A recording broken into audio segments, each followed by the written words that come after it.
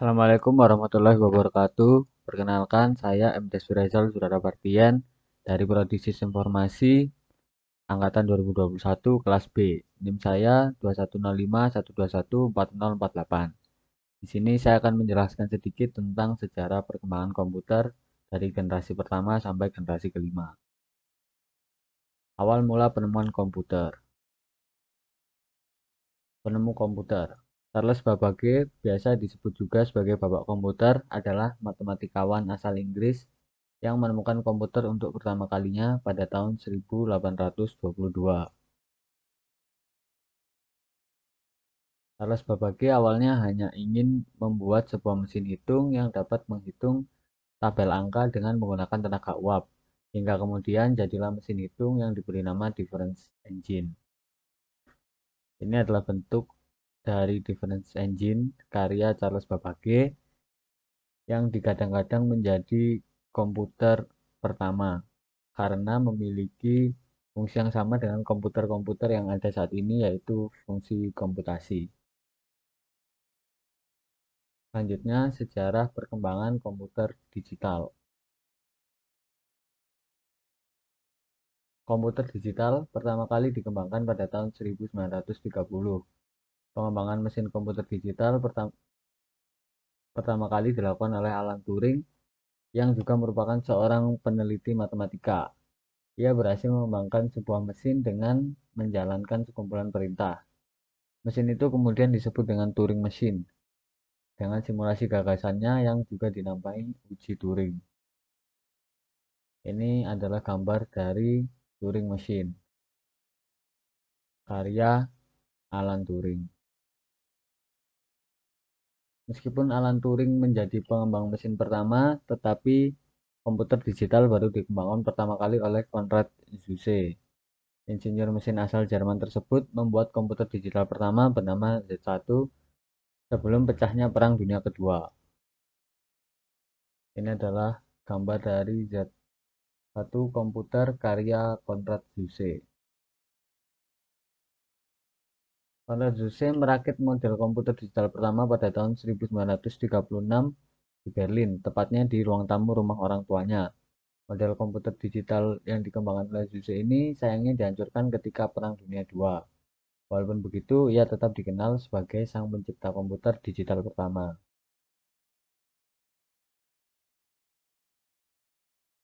Selanjutnya, generasi perkembangan komputer dibagi menjadi 5 generasi sampai saat ini. Yang pertama, generasi pertama itu terjadi pada periode 1940 sampai 1959. Selanjutnya, generasi kedua terjadi pada periode tahun 1959 sampai 1965. Generasi ketiga terjadi pada periode 1965 sampai 1971. Generasi keempat terjadi pada 1971 sampai 1980. Generasi kelima terjadi pada 1981 sampai sekarang. Kita akan membahas yang generasi pertama terlebih dahulu. Generasi pertama terjadi pada periode 1959 sampai 1940 sampai 1959. Pada komputer generasi pertama menggunakan tabung vakum guna memproses dan menyimpan data. Penemuan ini memiliki kekurangan di mana alat menjadi cepat panas dan mudah terbakar. Maka dari itu dibutuhkan hingga ribuan tabung vakum untuk menjalankan keseluruhan operasi dari komputer tersebut. Di sisi lain, alat ini juga membutuhkan banyak tenaga elektrik yang bisa menyebabkan terjadinya gangguan elektrik di area atau kawasan yang ada di sekitarnya. Komputer generasi pertama ini merupakan 100% elektronik dan sangat membantu para ahli dalam menyelesaikan segala masalah perhitungan dengan cepat dan tepat.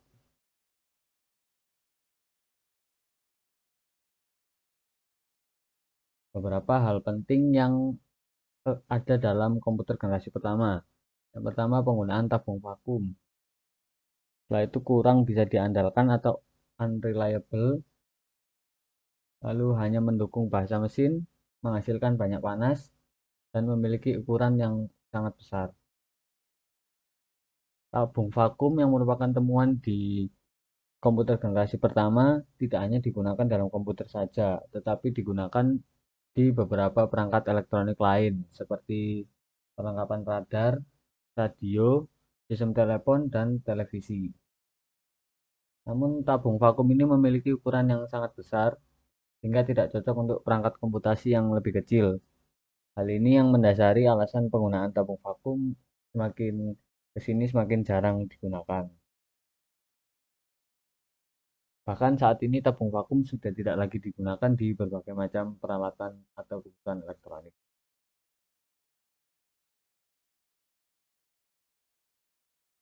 Berikut ini adalah salah satu contoh komputer pada generasi pertama, yaitu ENIAC atau Electronic Numerical Integrator and Computer.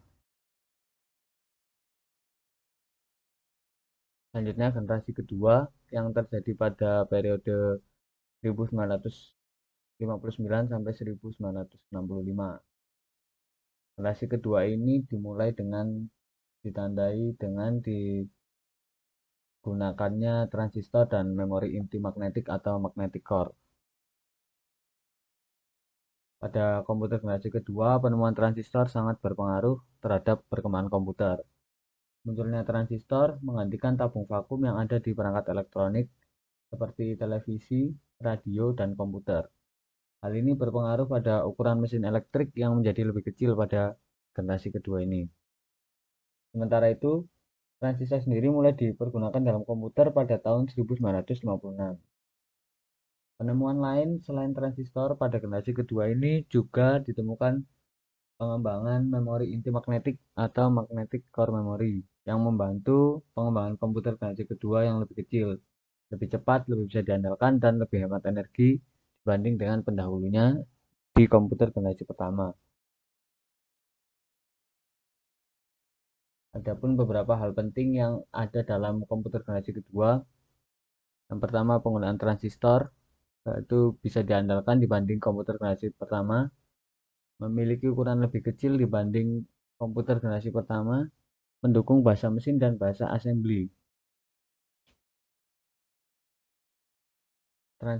Penggunaan transistor dalam komputer generasi kedua ini digunakan assembly language atau bahasa mesin yang dapat dibaca oleh manusia dan high level programming language atau bahasa tingkat tinggi seperti Fortran.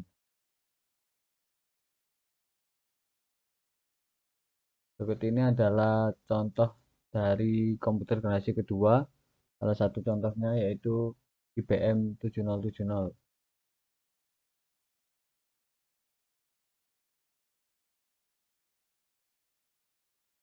Selanjutnya ada komputer generasi ketiga yang periodenya dimulai dari tahun 1965 sampai 1971.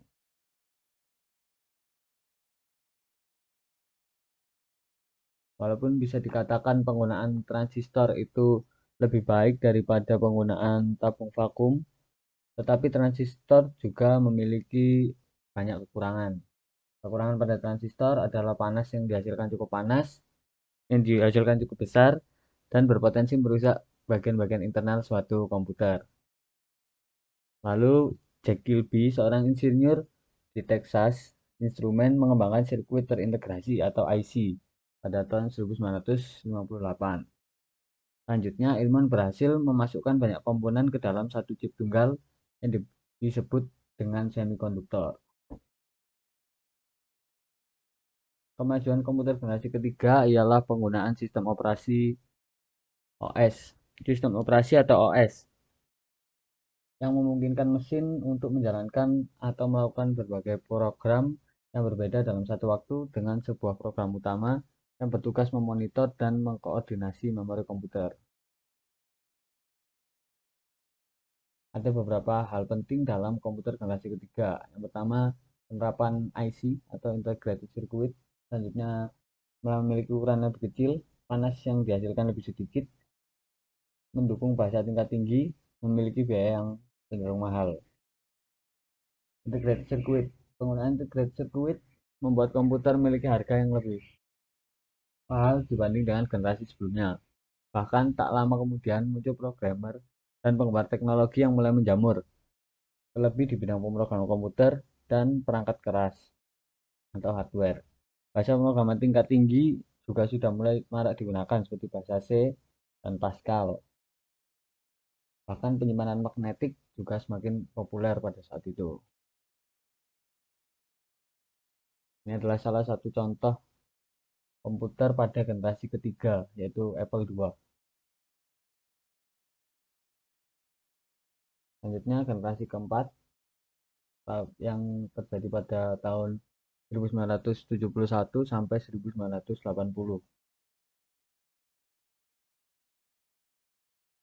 Periode generasi keempat ini ditandai dengan adanya penggunaan sirkuit Very Large Scale Integration atau VLSI. Dengan demikian, komputer generasi keempat menjadi lebih bisa diandalkan, lebih kuat, lebih kompak, dan lebih terjangkau dalam masalah harga. Hal tersebut pada akhirnya memunculkan revolusi personal komputer atau PC yang biasa kita gunakan sampai saat ini ya. Dalam generasi ini ada beberapa hal seperti time sharing, real time network, distribute operating system digunakan. Tentunya dengan menggunakan bahasa pemrograman tingkat tinggi meliputi C, C++, dan lain sebagainya. Adapun beberapa hal penting dalam komputer generasi keempat, yaitu penerapan teknologi VLSI pastinya, tentu harganya lebih murah, bersifat portable dan bisa diandalkan, memiliki ukuran yang sangat kecil, diperkenalkan dengan adanya konsep interconnected network atau internet yang kita gunakan sampai saat ini. Komputer dengan menggunakan sirkuit VLSI memiliki setidaknya 5.000 transistor dan berbagai elemen rangkaian lain yang saling terkait dalam satu chip. Sehingga komputer generasi keempat memungkinkan adanya mikrokomputer yang bisa diandalkan. Ini adalah salah satu contoh komputer pada generasi keempat atau personal komputer yang masih banyak digunakan sampai saat ini. Itu merupakan temuan pada komputer generasi keempat. Generasi kelima pada tahun 1981 sampai saat ini, sekarang. Pada periode komputer generasi kelima memiliki begitu banyak kemajuan dalam komputer itu sendiri dan teknologi yang kian berkembang. Seperti ditemukannya ULSI, Artificial Intelligence atau AI, dan masih banyak lagi. Bahkan komputer generasi kelima ini diungkap akan membawa berbagai macam perubahan baru pada paradigma komputerisasi di seluruh dunia. Periode ini mengubah teknologi VLSI menjadi ULSI yang menghasilkan chip mikroprosesor yang mempunyai 10 juta komponen elektronik.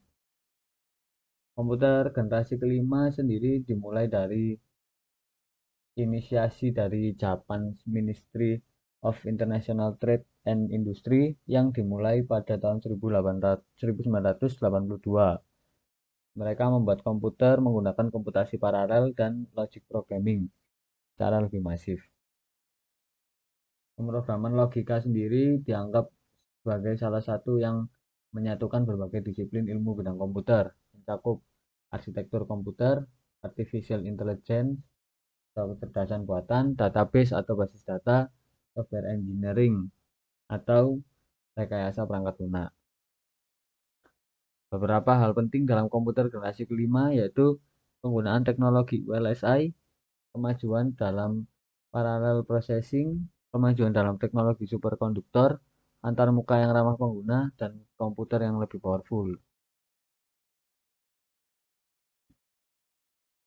Berikut ini adalah contoh dari salah satu hasil temuan di komputer generasi kelima yaitu artificial intelligence, di mana komputer bisa memiliki kecerdasan buatan atau bisa belajar. Dengan kata lain, komputer itu bisa belajar saat ini.